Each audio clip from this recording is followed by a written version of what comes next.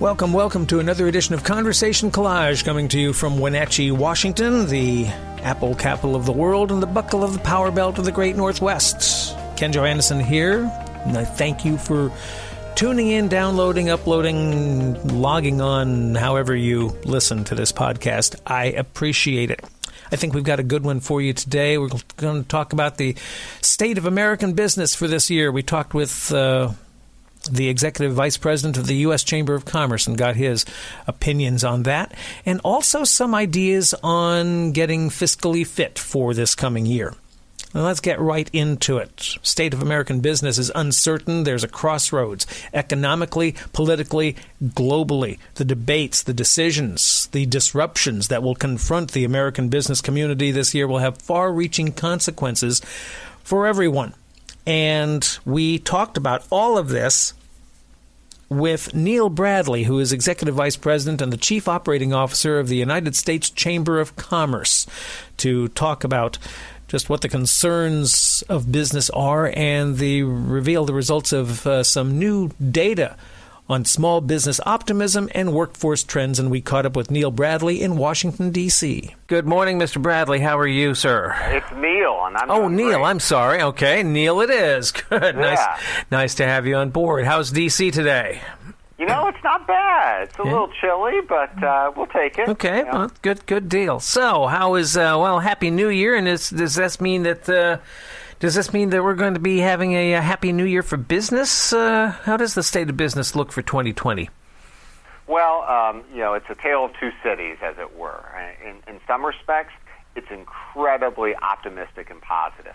You know, when you look at the consumer side of the ledger, we have generational low unemployment. We haven't had unemployment this low since 1969.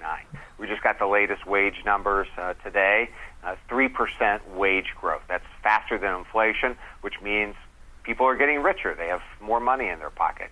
So the consumer side is quite strong. On the business side, there's a lot more uncertainty, a lot of concern about policies that might or might not be adopted at the federal level, and increasingly what states are doing at their level, and that's putting the brakes a little bit on business investment. Mm-hmm. So what we're focused on at the U.S. Chamber is matching that optimism and growth that we see on the consumer side and replicating that on the business side. And that means getting a few policies right on workforce and regulation and trade, for example. Can we talk a little bit about Washington State and how we're doing, and what are there some policies that the Chamber is working on here to help business? Yeah, and I know our friends at the Chamber out there are really focused on workforce issues, for example, and how we make sure that we fill all the open positions that we have and that folks have the right skills to fill those positions. We're also dealing with a lot of regulatory threats. You know, there's a number of, frankly, pretty bad ideas, some of them coming out of your neighbor a little further to the south there in California, for example, on independent contractors. Millions of Americans work as independent contractors. They do it either as their full-time job or to supplement their full-time job as a way of saving for some life event, for example. What California recently did, and what we're worried that other states like Washington might try to replicate, is these regulations that basically make it impossible for an individual to work as an independent contractor. So, as we're making progress in some areas, but we've got to be really careful in others, like independent contractors. Mm-hmm. Let's talk about the campaign. It's a big campaign year coming up here. What are the candidates going to be spending? Are the candidates spending time? Are they paying attention to business and their issues? I think so. And elected officials, politicians, they know that they have to pay attention to their constituents, and we know that business leaders, small, mid-sized, large, are telling elected officials and candidates the same thing that they're telling us, that we need to get some of these policies right, particularly with respect to workforce, immigration, and infrastructure, if we want to keep the economy growing. So I think this is going to be a huge part of the 2020 debate. I think the decisions that are made in 2020, not just with respect to who gets elected, but the type of policy direction that we're going to take our states and the nation, is really going to determine what this new decade looks like. Mm-hmm. Right. Let's talk about, are there certain things that states can do that the feds cannot do when it comes to business? You betcha. I mentioned workforce earlier and some of those needs. No one is better prepared than the state and local level to understand the needs of the local business community when it comes to workers, but also understand the pipeline that's created. What kids are learning in high school, what community college graduates, what kind of skills they're leaving with. And so when we think about things like workforce and job training, that is really best tackled at the local level. And the federal government has its responsibilities, too. It's got to get immigration policy right. Really important to Washington State, trade policy. We have to get trade policy right so we can sell to the 95% of consumers worldwide who live outside of the United States. Mm-hmm. Sure. So where are there some issues that worry businesses and the chamber as we get into 2020? Are there certain things that you are worried about? There's a number of things. This workforce shortage that I mentioned we're worried about. We're really worried about a patchwork of state regulation. We're all online all the time. We're buying things online. We're communicating with our friends and family online. We're searching for things that we're trying to learn about, Googling them, if you will. The internet doesn't have state borders, yet we're getting into this pace across the country where states are regulating the internet and things like data privacy in a way that's a real impediment to commerce. And so if we don't get that right, if we don't adopt some national standards that create a uniform playing field, then our economy's not going to grow. It's the same reason that Eisenhower had to create the interstate highway system, right? We need a network, an infrastructure underneath the economy that allows all the states and all of our local communities to participate in our national economy. And we're running a real risk right now that we're fragmenting into red state policies and blue state policies rather than national American policy. Mm-hmm. Does that network, though, does not the internet mean that if we don't like, even if I'm in Washington State, I don't like the business climate here, I can kind of move digitally to another state and operate my business like I'm there? Well, that is what the potential is, but some of the regulations that we're seeing actually makes that a lot harder and would treat you as if you're operating in that other state, or if you're physically located in Washington, treat you like you're operating there. And so, the potential that you just described is what we would like to see. We think the internet has the real capability, particularly 5G broadband, to really bring rural communities in particular into the national economic conversation and open doors, but not if the regulations are trying to treat business online one way in California, a different way in Washington, another way in Virginia, another way in New York. That doesn't work well at all. Mm-hmm, right. Although it does allow us to have customers everywhere instead of just right in our local community. It does give us the opportunity to branch out. And that's exactly what we want to take advantage of. At the U.S. Chamber, we released a study last year about how connecting more individuals, particularly in rural communities, to the internet, how that could create income and jobs for a lot of the rural communities that let's be honest, have been left behind in the current economic expansion. So the opportunity's there, but it won't be there if we're creating artificial regulatory barriers that make it harder for someone in Washington who has a small business and is selling online to sell things in other states. This also is true internationally, right? Mm-hmm. So one of the things that we've been working on is the U.S.-Mexico-Canada Free Trade Agreement. Mm-hmm.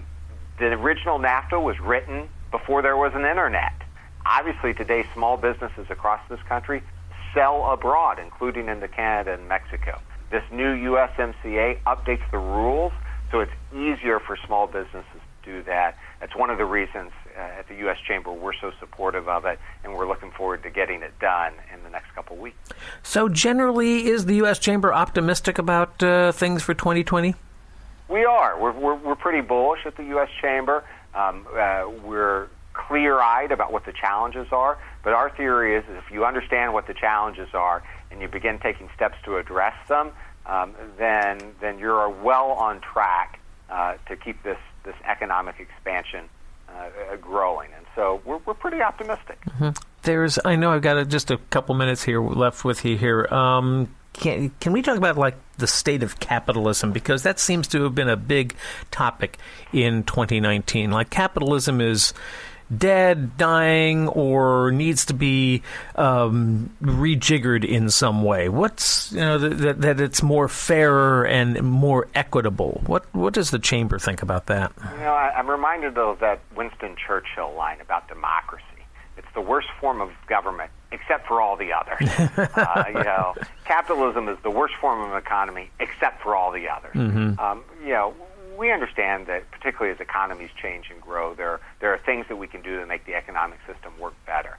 But understand, free market, free enterprise capitalism is what's created prosperity both here and around the globe, lifting billions, literally billions of people out of poverty. So we shouldn't turn our back on capitalism. We shouldn't walk away from it.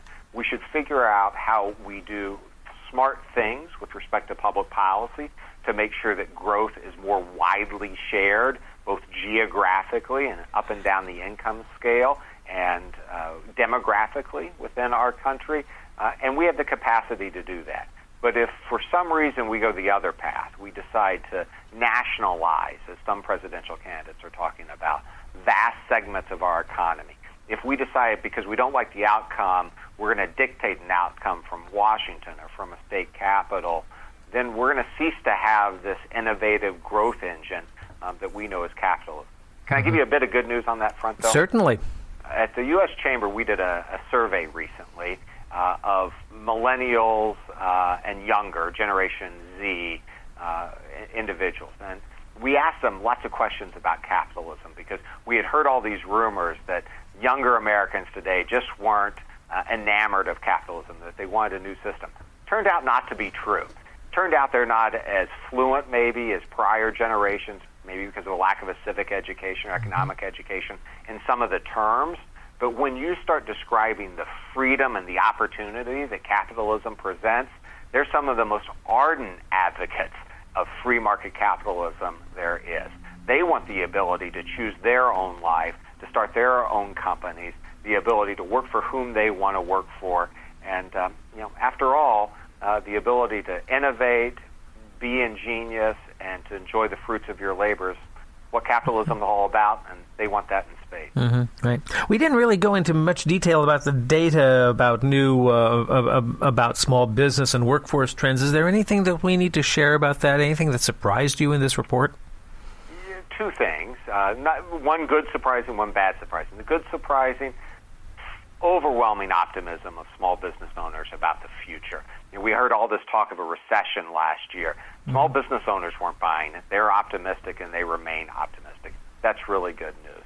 The second piece of data is that we really do have a workforce shortage. And in that workforce shortage, we have a problem filling the open jobs that we have. And if we don't get that right, businesses are going to have a hard time growing. I'm actually going to be out in Seattle next week talking about some of these problems and talking about how both working at the state level and nationally we can kind of address some of those so that we can make the optimism that we see in small business owners a reality for the entire nation. Where are you going to be at in Seattle? I'll be out with the Tacoma Chamber on Wednesday morning when they unveil their latest annual economic update and forecast. Okay. All right. Well, great. Anybody who wants to know about this data and find out more for themselves, where do they go? They go to uschamber.com, and you'll find all of these studies that we've talked about and a whole lot more. There we go. Neil Bradley with the U.S. Chamber of Commerce. I thank you for a few minutes out. Hopefully we can talk again down the road here. I would love to. Thanks so much, Ken, and have a great day. Neil Bradley there, the Executive Vice President and Chief Policy Officer at the U.S. Chamber of Commerce. And if you'd like to know more, you'd go to their website and find out all the data on that.